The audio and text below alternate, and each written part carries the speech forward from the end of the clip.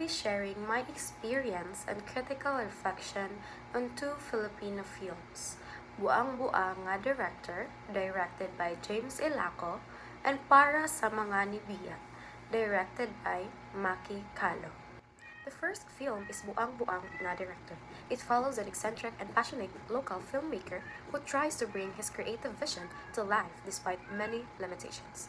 As production continues, his obsession creates pressure and problems for the people around him. For me, the film shows that filmmaking is not always glamorous or easy.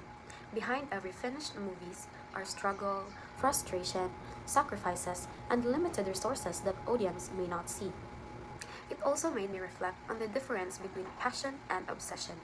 Passion can motivate us to achieve our goals, but when we become too focused, we might forget to consider other people. The film gives us a glimpse into regional and independent filmmaking in the Philippines, where filmmakers often have to be creative with limited resources. I also shared this film on my social media because I wanted to support and introduce it to more people. For me, sharing the film is also a simple way of appreciating the work of the people behind it. What I learned from this film is that passion is important, but it should come. What I learned from this film is that passion is important, but it should come with consideration for others. The second film is Para sa Mga Nibiya, directed by Maki Calo. It focuses on the people who lost their lives because of Typhoon Syndrome. What affected me most was how the film reminded us that the victims were not just numbers. They were people with families, dreams, and plans for the future. Usually, when we hear about disasters, we focus on the destruction and the number of people affected. But this film made me ask, who were these people? And what dreams did they have? It also reflects how Filipino values of pakikipagkapwa. During disasters, people come together to help, support, and comfort one another. I also shared this film on my social media because I wanted to help spread its message. It reminded us that sharing stories like this can help more people remember and understand the experiences behind the film.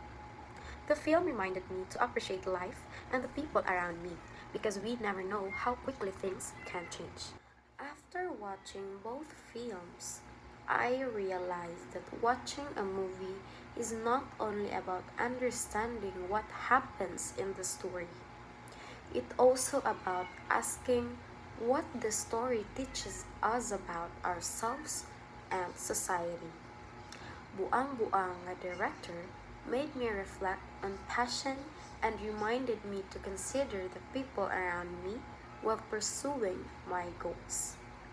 Meanwhile, Para sa Mga Nibiya made me appreciate life and the people around me because we never know how quickly things can change. Overall, both films give me different experiences but left me with meaningful lessons. Buang-Buang, a director, showed me the passion and struggles behind independent filmmaking, while Para sa Mga Nibiya reminded me to see beyond the numbers and remember the people behind a tragedy. For me, these films are meaningful because they don't just tell stories, they make us look closer, feel deeper, and understand experiences that may not be our own.